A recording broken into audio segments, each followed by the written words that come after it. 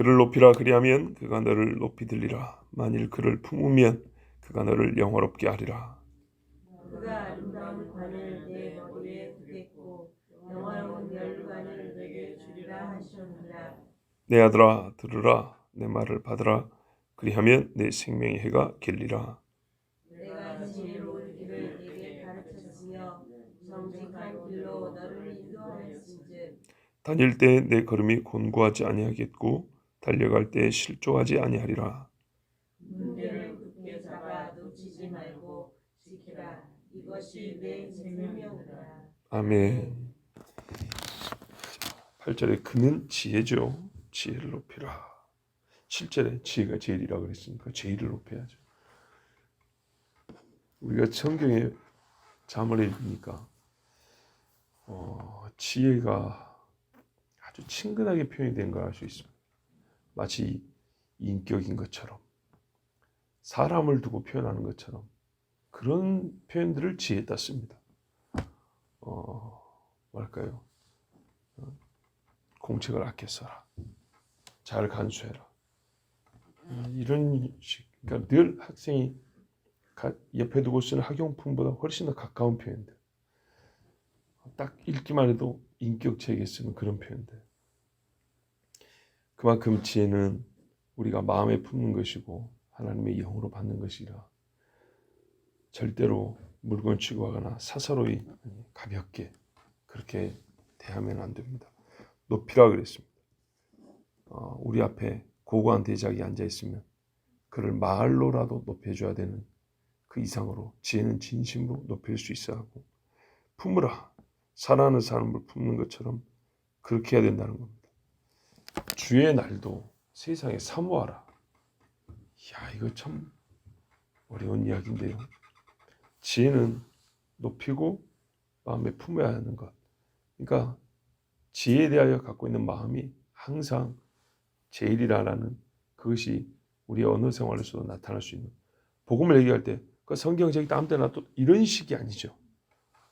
성경을 대할 때 우리가 무슨 우상 숭배하는 것처럼 하진 않지만 말 들어보면 저 사람 성경을 귀히 여기는 사람이가 똑같이 다른 책처럼 그렇게 여기는 사람이가 들어보면 알죠. 예, 지혜라는 것은 절대로 사람이 갖출 수 있는 어떤 재능 중에 한 가지처럼 그렇게 대하면 안 됩니다.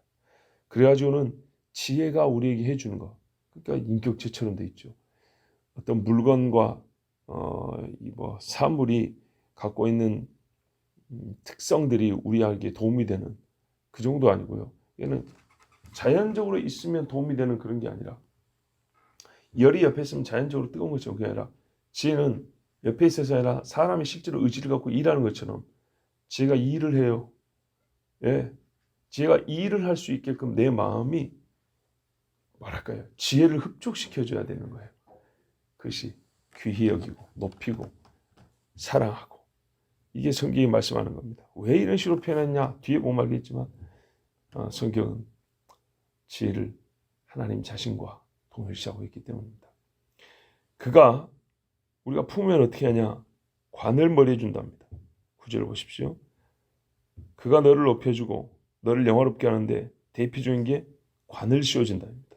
아름다운 관이나 영화로운 면류관이나 9절에 거의 같은 뜻의 반복이죠. 영화로운 관이 추할 수는 없고요. 아름답게 생긴 그 관이 우리를 불명예스럽게 만들지는 않죠. 이 관이라는 것은 성경의 관이라는 것은 우리가 구원 얻는 예수님 주신 영생을 표현하는 게 아닙니다. 그게 아니고 예수를 믿고 난 다음에 그 믿음으로 살아간 삶에 대한 상급으로서 관을 얘기합니다. 예를 들면 베드로전서 5장 1절부터 4절에 보면 너희 중 장로들에게 명하노니 하고 쭉 하고 양들의 본이 되라. 그러면 영광의 면류관, 시들지 아니하는 영광의 면류관을 얻는다 그랬어요. 뭐 하면? 너희의 양들의 본이 되면. 그 다음에 계시록 2장 10절에도 뭐라 그러냐? 죽도록 충성하라. 그러면 생명의 면류관을 준다. 디모데후서 4장 7절 8절에도 나의 싸움 달려갈 길 믿음 다 지켰다. 다 했다. 그랬더니 우리 하나님이 뭘 준다고요? 의의 면류관 주신다. 야고보서 1장 12절에도 시험을 참는 자가 복이 있다. 생명의 멸류관을 주리라. 이렇게 되어 있어요. 성경에 보면 믿음을 지키는 행위에 따라 주시는 상급으로서 멸류관입니다. 그러니까 이거는 뭐냐면 지혜를 우리가 높이면 높이는 삶을 살수록 지혜로 말미암아 우리 머리에 씌워지는 관이 커지고 아름다워지고 빛이 난다는 말씀입니다. 상당히 이거는 글로써 표현할 수 있는 아름다운 것을 취하여 표현했지만 실제로도 지혜가 있는 사람과 없는 사람은 머리에 씌워지는 게 다르고 그 다음에 주님 앞에 갔을 때 지혜로 산 사람과 그렇지 못한 사람은 역시 머리에 씌워지는 멸류관이 다릅니다. 10절에 내 아들아 들으라 내 말을 받으라 그리하면 내 생명의 해가 길리라 그랬습니다. 영광과 생명은 본래 지혜가 주는 것이죠. 1장 10절에서 이하 이렇게 딱 보면 10절에 내 아들아 악한 자가 너를 꾀일지라도 따르지 말라. 19절 보면 이익을 탐하는 모든 자의 길은 다 이라하여 자기의 생명을 잃게 하느니라. 그러니까 악한 자, 지혜가 없는 자, 이 사람 따라가면 생명을 잃는다. 반대로 네가 지혜를 따라가면 생명을 얻는다는 말씀이죠. 뭐 이렇게 해석할 수 있는 말씀이 많습니다. 2장 18절 19절도 그의 집, 음녀의 집입니다. 사망으로. 그의 길은 수월로 기울어졌나니 누구든지 그에게로 하는 자는 돌아오지 못하며 또 생명길을 얻지 못한다. 반대로 지혜롭게 음녀에게 안 따라가면 너는 생명길을 간다 이런 말이에요. 자, 생명, 영광 이거는 원래 지혜가 우리에게 주는 겁니다. 아까 영광 지혜가 준다 그랬죠. 그런데 10절에 보니까 아버지의 말이 또 이걸 준답니다. 그러면 아버지의 말씀에 지혜가 있다는 말이고 그보다 더 나아가서 아버지의 말씀이 곧 지혜란 뜻입니다. 이 아버지는 누굴까요? 1차적으로 솔로몬의 말은 다윗이겠죠. 다윗이 어떤 류에 속하는 사람이냐. 그 자신이 지혜자였습니다. 하나님을 경외하는 지혜 있는 사람. 조금 더 깊이 들어가면요. 자꾸 아버지 하죠. 하늘에 계신 아버지죠. 내가 아버지가 지혜로운 길을 너에게 가르쳤고 정직한 길을 너에게 가르쳐서 그 길로 인도했다. 자, 아버지는 자식에게요. 길을 가르치는 것은 아버지가 그냥 지식을 가르친다. 이러면 되는데 왜 이걸 또 길이라고 표현했을까요? 길은 이렇게 쭉 늘어뜨려 있잖아요. 먼저 가는 사람이 있고 뒤에 가는 사람이 있습니다. 아버지가 지혜의 길을 먼저 가봐야 가르칠 수 있습니다. 길을 걷지 않고 길 옆에 서가지고 이 길이야 저 길이야 이거는 할 수 없습니다. 다윗은 솔로몬보다 먼저 지혜로운 길을 걸어왔기 때문에 따라와 이렇게 지혜는 따라와 이렇게 가르치는 겁니다. 자기는 악한 데 있고 어리석은 길에 있으면서 저기가 지혜로운 게 그 길이 아니지 이렇게 이러면 듣지도 않고 따라가지도 않고 믿지도 못합니다. 아버지가 해야 할 일입니다. 자식을 가르침에 있어서 꼭 기억해야 될 것입니다. 아버지는 길을 먼저 가면서 자녀를 거기로 데리고 가야 되고 또 이 일을 가르침에 있어서 매우 자신이 있어야 합니다. 생명길을 가는 사람이 자신 없게 그 길을 인도할 수는 없는 겁니다. 아버지는 지혜의 길로 아들을 가르쳐야 하고 본문에 따르면 그렇지 않으면 아버지의 도리가 아니므로 죄입니다. 정직한 길을 가르칠 수가 없으면 큰 죄를 짓는 겁니다. 보십시오. 가르쳐야 할 내용이 지혜지 배워야 할 가르쳐 주어야 할 대상은 아들이지. 얼마나 큽니까? 근데 이게 아니다. 큰 죄를 짓는 거죠. 망하는 줄 알면서 돈이 되니까 묵인해주고 거짓된 줄 알면서도 다른 사람들한테 내세울만 하니까 입 다물고 있는 것은 자식 보고 지옥에 떨어져라 그런 말과 같습니다. 내 자식이 예를 들어서 거짓말로 사기쳐서 한 건 한 줄 알아요. 근데 밖에 사람들한테 우리 자식 요즘에 밖에 돈 잘 벌고 다니 이게 자랑을 좀 해야 되겠어. 그래서 분명히 못된 짓을 한 줄 알면서도 입 다물어 버리는 거예요. 이러면 안 되겠죠. 세상에 수많은 길이 있다고 합니다. 구원이 한 길이죠, 한 길. 딱 한 길밖에 없죠. 그렇다면 여러분, 구원 얻은 자가 사는 길도 한 길이에요. 구원 받는 길이 한 길이고, 구원 받은 사람이 사는 길도 한 길이에요. 이게 여러분 떡이냐 밥이냐 문제가 아닙니다. 먹을 수 있는 거냐 먹을 수 없는 거냐 이런 의미에서 한 길입니다. 즉 여기 보세요. 지혜롭냐 지혜롭지 않으냐. 지혜로운 길이 100개 1000개 있는 게 아닙니다. 정직하냐 정직하지 않냐. 정직한 길이 수없이 많이 있는 게 아닙니다. 떡 먹을 거냐 밥 먹을 거냐를 길로 표현하지 않습니다. 길로 표현한 것은 인생 전체에 출발지부터 목적지를 설정하는 하나의 선을 얘기하는 것이지. 짬뽕 가닥을 젓가락 하나에 한 줄을 먹을 거냐 10줄을 먹을 거냐 그런 얘기가 아닙니다. 분명히 말해줘야 합니다. 여러 길이 있는데 사람이 사는 방식이 여러 개가 있어요. 그러나 여기서부터 여기까지는 틀린 거다. 이 길이 옳은 길이다. 그런데요. 부모가 어린아이가 유치원 다닐 때까지 그걸 잘 해준단 말이에요. 대개 부모가 여기서 잘못 가르치는 경우는 별로 없어요. 근데 나이가 들면서 그 유치원 때 가르친 것도 이제 안 가르쳐 버립니다. 세상이 좀 고급스러운 지식이 쌓일 때부터 부모가 가르친 그 초등교육이 무익한 것처럼 스스로 뒤로 빠져버립니다. 그 다음부터는 내 영역이 아니고 누구한테 맡기죠. 절대 그러면 안 됩니다. 나이가 50이 들어도 신호등 잘 지키라 소리 들어야 됩니다. 봐보세요. 5살짜리가 안 지키는가 50 먹은 사람이 안 지키는가. 그죠? 5살짜리가 신호등 안 지켜갖고 죽는 경우보다 50살 분 되신 분이 신호등 안 지켜갖고 교통사고로 돌아가시는 경우가 더 많아요. 항상 이렇게 살고 죽는 길이 있어요. 근데 왜 이게 똑바로 안 되냐면 어릴 때는 부모가 지키는지 안 지키는지 잘 몰라요. 근데 나이가 들면서 보면 나에게 말한 걸 우리 부모가 지키는가 안 지키는가 가만 보면 대부분 안 지키거든요. 거기다가 나이가 들면서 자기 욕심대로 살고 싶은 마음도 또 생겨요. 그러니까 부모 말을 안 듣습니다.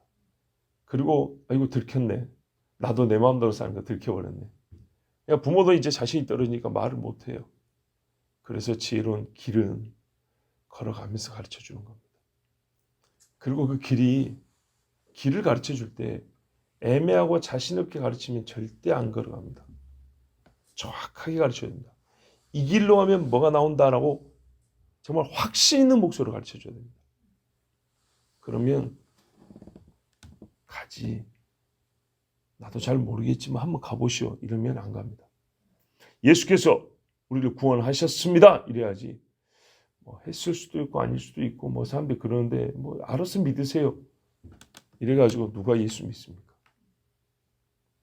다닐 때 네 걸음이 곤고하지 아니하겠고 달려갈 때 실족하지 아니하리라. 이 길을 걸으면 어떻게 된다는 것을 가르쳐 줄 수 있어요. 즉 결과를 말할 수 있어야 합니다. 결과에 대해서 담대하게 말할 수 있어야 합니다. 보세요. 내 걸음이 곤고하지 아니하고 실족하지 아니한다.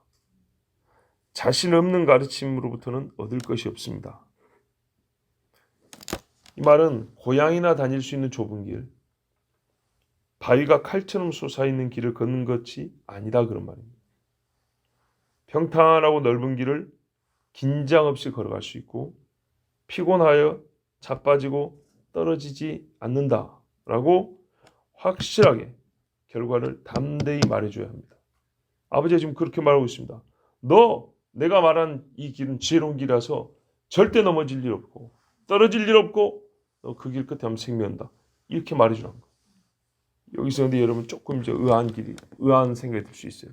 성경 예수님이 생명 얻는 길은 좁고 협착하다 그랬는데 왜 지금 지혜가 주는 길을 넓은 길이라고 말하는가? 실제가 그렇기 때문입니다. 그럼 예수 믿고 사는 길이 좁은 길이면서 넓은 길인가? 그래요. 그런 거예요. 무슨 말이냐면 예수 안 믿으면 내가 세상에서 멋대로 산다 그러죠. 넓죠. 예수 믿으면 그걸 다 포기해야 돼서 좁은 길이 되는 거예요. 근데 그때는 악인이었어요. 악인은 눈에 의의 길이 안 보여요. 근데 악인의 길을 벗어나서 의의 길로 오면 넓은 의의 길이 있다는 걸 알게 돼요. 자, 봐보세요. 도로가 두 개가 있는데 내가 맨날 다니던 길밖에 몰라요. 골목길 이거밖에 못 봤어요. 좁아요. 근데 어떤 사람은 나보다 늦게 출발하는데 먼저 가는 사람이 있어요. 비유입니다. 왜 그랬더니 그 사람 아는 길이 있어요. 그래서 둘 중 하나 선택을 해야 돼요. 내가 맨날 다니던 길을 포기라고 할 거냐? 아니면 그냥 나는 내가 가는 길밖에 모르니까 이 길로만 갈 거냐? 근데 내가 이 길을 포기하고 저 사람을 따라봤더니 생각보다 넓은 8차선 대로가 있는 거. 내가 이 넓은 길이 있는지 모르고 맨날 골목길로 다녔네. 자, 이해가 되십니까? 지금 여기는 같은 수준에서 지금 길을 말하지만 악인의 길이라는 이제는 성질이 다른 류의 길을 말하는 거예요. 똑같은 도로가 두 개 있다라는 질적으로 같은 거죠. 이거는 넓이만 좀 다른 거지. 비유입니다.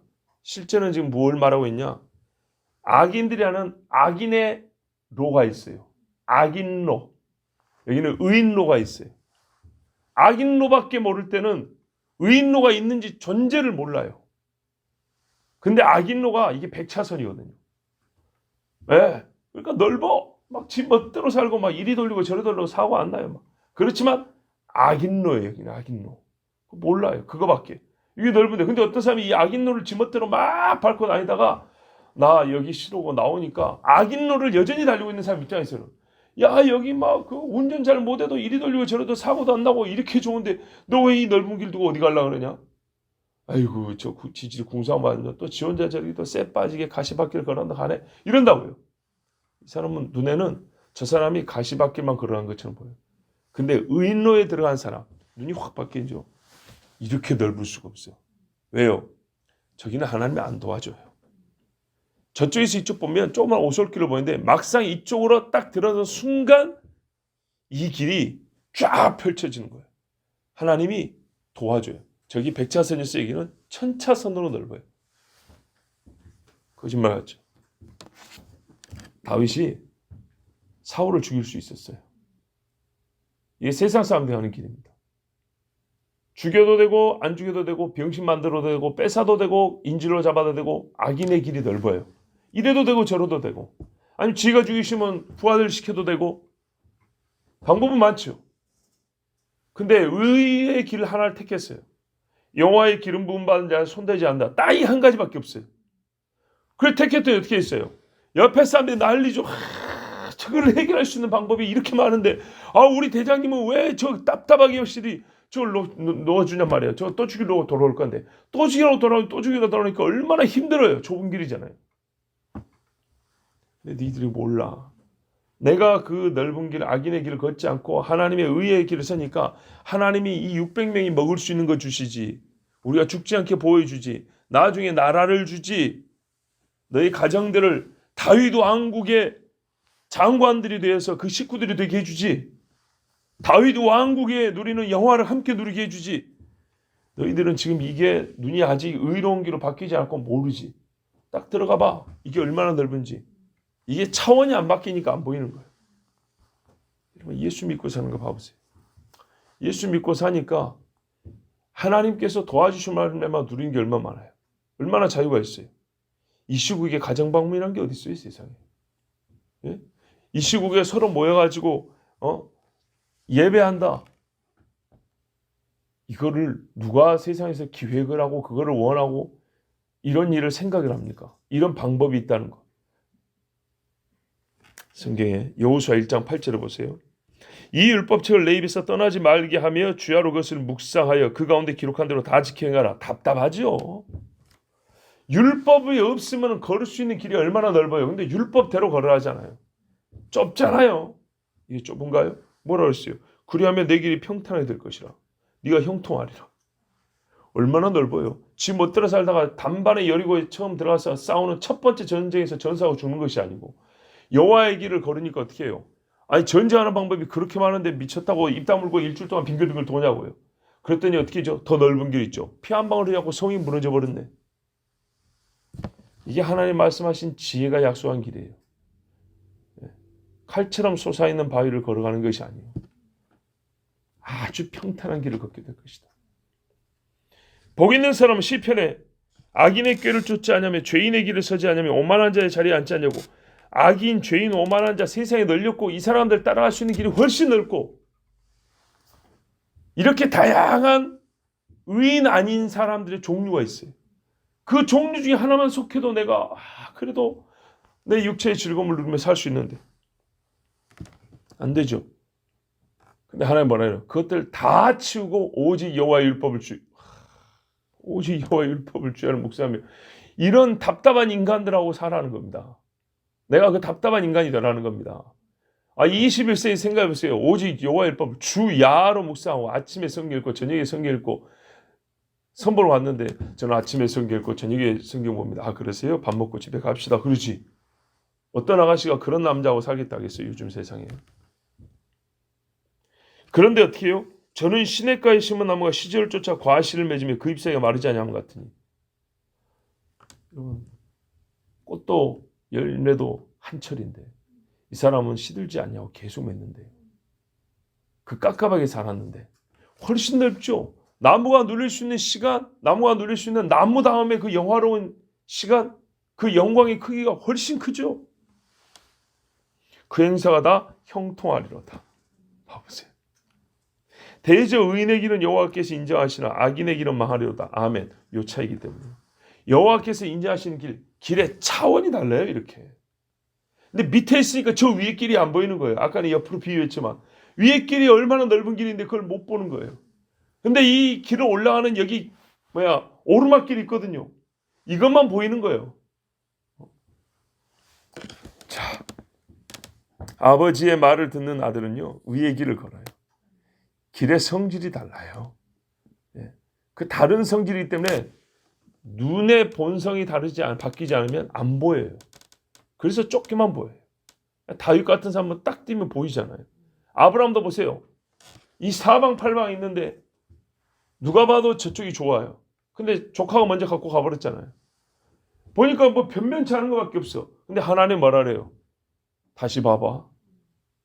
그랬더니 사방팔방에 좋은 것들이 하나님이 눈을 열고 보여주고 이거 다 네 거다 그랬잖아요. 훨씬 더 넓은 게 네 거라고 했어요. 소돔에서 갇혀 살았어요. 악인들하고 같이. 어떻게 됐습니까?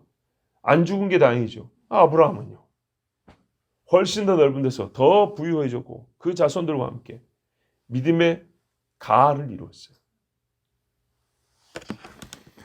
아버지의 말을 듣는 아들은 바로 이렇게 넓은 길을 걷게 됩니다. 이 길은 의인에게는 좁지 않고 거칠지 않고 뾰족하지 않아서 평탄히 안전히 쉽게 걸어갈 수 있습니다. 세상의 것을 탐내거나 그것과 비교할 때는 좁고 거친 길이겠지만 그딴 것들과 비교를 아예 하지 않으면 지혜가 주는 길보다 넓고 안전한 길이 없습니다. 13절에 훈계를 굳게 잡아 놓치지 말고 지키라. 이것이 내 생명이니라. 아까 앞에 있던 말씀하고 반복이죠. 10절 말씀인가요? 뭐라고 되어 있습니까? 내 아들아 들으라 내 말을 받으라. 그리하면 내 생명의 희가 길리라. 사실 같은 뜻이죠. 예. 반복이면서도 12절까지의 당연한 결론입니다. 결론이기 때문에 다시 한번 명령합니다. 꼭 잡아라. 우리가 앞에 1절에 지혜를 잡고 놓치지 않는 사람의 생명이 있다고 그랬어요. 근데 오늘 훈계라는 것은 직접적으로 아버지의 입에서 나오는 말을 말하는 겁니다. 그럼 역시 지혜하고 아버지의 말을 동일시하고 있습니다. 지금 이 가르쳐주는 아까 내가 분명히 이 길을 따라가면 넓은 길을 걸 수 있다. 하나님 주시는 의의 넓은 길을 걸 수 있다 했던 요 가르침 여기까지 이 모든 훈계 절대 놓치면 안 돼. 아까 말했어요. 지혜를 마음에 품으면 이랬죠. 똑같이 내가 주는 훈계도 마음에서 놓지 말고 간직하고 있어. 그러면 너에게 생명이 된다 그랬어요. 아버지의 말씀과 지혜를 동일시하고 있다. 예, 우리가 여기서 한 가지 통찰을 생각을 해봅니다. 우리는 지금까지 잠언을 읽으면서 지나치다 싶을 정도로 반복된 말씀들이 있다는 걸 발견합니다. 그것은 지혜와 아버지의 말씀이 같다는 겁니다. 그래서 지혜 말하다가 아버지 말하다가 지혜 말하다가 아버지 말하다가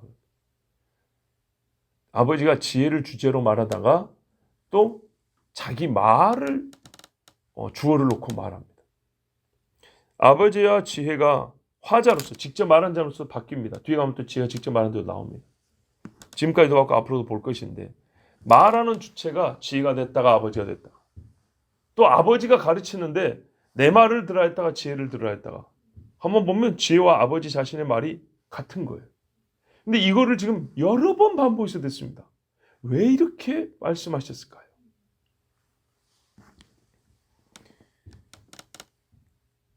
잠언은 그 어느 성경보다 아니죠. 세상의 어떤 책보다 아버지의 말씀을 많이 들려주고 아버지의 권위를 가장 잘 보여주고 높여서 보여주고 아버지의 가르침의 가치를 최고로 높이며 그 가치를 우리에게 깨우쳐주는 책입니다. 지금 지혜를 가르치는 데서 아버지의 말과 지금 동등하게 이렇게 놓고 계속 반복을 하잖아요. 이렇게 반복한 책이 없어요. 이렇게 아버지의 말씀을 높여서 반복해준 책이 없어요. 한마디로 지혜를 말한 만큼 아버지의 말씀을 말합니다. 왜 그런가? 실제 지혜는 아버지로부터 가장 많이 전수되기 때문입니다. 아버지는 하나님의 대리자로서 가장 본질적인 역할을 수행하는 자입니다. 얼마 전에 우리가 그랬죠. 외모로도 사람은 아버지를 사실 제일 많이 닮게 돼 있다고. 영으로도 그렇습니다. 그 닮는다는 말 속에 뭐가 있는가 봐보세요.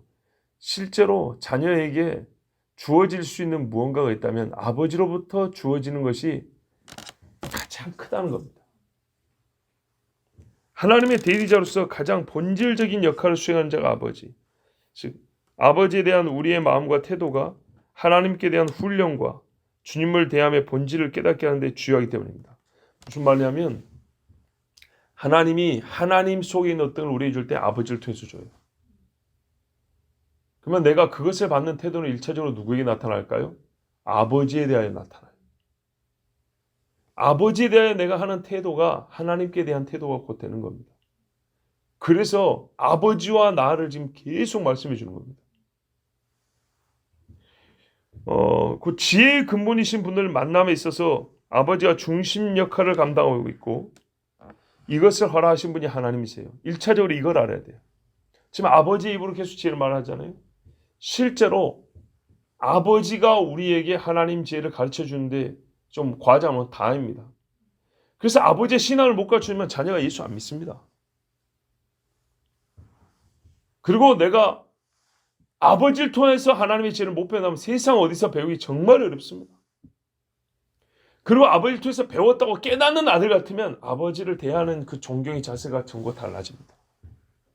보이지 않는 하나님을 보이는 바 형제자매를 사랑하지 않고 살아갈 수 없다 그랬죠. 아버지를 통해서 지혜가 오는데 아버지를 존경하지 않는다. 그래서 내가 하나님에게서 주신 지혜를 받아서 하나님을 존경한다. 이건 가짜입니다. 그래서 양자가 다 책임감을 느껴야 됩니다. 아버지로서 나. 그리고 아버지를 통하여 하나님을 알게 되고 하나님의 말씀을 듣게 되는 자녀로서 나. 이 둘의 관계 외에 다른 관계로서 하나님이 주시는 생명의 말씀을 내가 듣고 그걸 행하고 그 하나님에 대하여 믿음의 화답을 돌린다는 것을 표현할 수 있는 최고의 관계가 이 땅에 없어요. 가장 좋은 관계, 가장 유사한 관계가 아버지와 자식입니다. 그래서 하나님이 친히 아버지의 말로서 지혜를 가르쳐 줍니다. 하나님이 아버지로서 우리에게 지금 말씀을 가르쳐 주세요.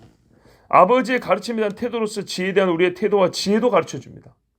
너는 지혜를 어떻게 대하냐면 네 아버지에 대한 태도 그것처럼 해야 돼. 근데 아버지한테 대한 태도가 개판이에요. 바꿔. 동시에 그런 말씀입니다.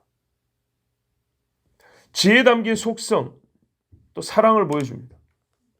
잠언을 해석할 때 우리가 지금 잠언을 지금 해석해 보면 지혜 있는 사람의 삶은 윤리적이라고 그랬죠. 윤리의 처음은 10계명입니다. 다 보면 10계명 준수입니다.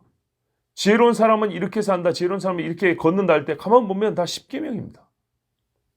각 계명의 준수를 지혜와 연합하여 설명합니다.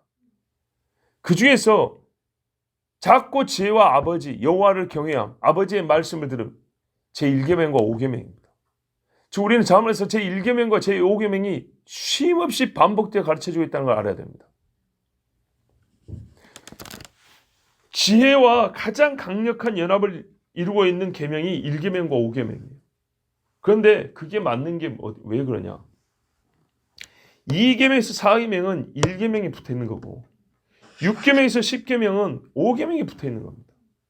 즉 여호와 외에는 다른 신이 없다. 에서부터 안식일을 준수함까지. 내 부모를 공경하라. 첫 번째는 약속 있는 계명이라고 했어요. 거기서부터 살인하지 말라, 도치 말라, 거짓 증언하지 말라, 탐내지 말라 연결되는 겁니다. 간음하지 말라.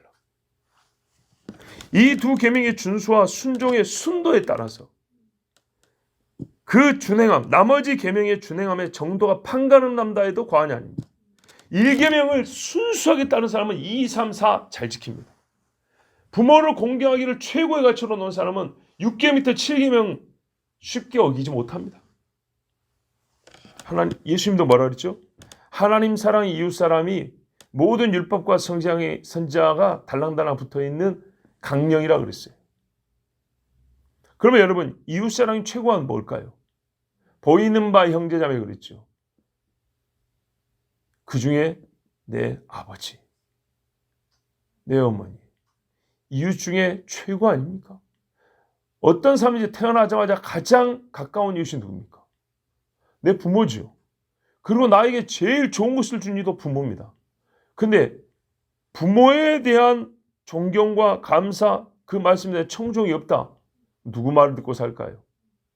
누구 말은요. 사실은 누구 말 듣고 했다면 전부 다 제 속에서 나온 말을 들은 겁니다. 내 속에서 도둑질하고 싶어요. 근데 친구가 도둑질하라 그랬어요. 그래서 그 말을 부가하여 더 얻는 것이지 꼭 잡히면 저 친구 하자 그랬어요. 그런다고요. 거짓말 하지 마. 네가 남의 거 훔쳐먹고 싶으면 하면 99고 그거를 마지막 착수하게 돕는 자가 있어서 네가 한 거 아니냐. 다 지욕심입니다. 결국 부모 말 안 듣는 것은 자기 뜻대로 하겠다는 얘기입니다.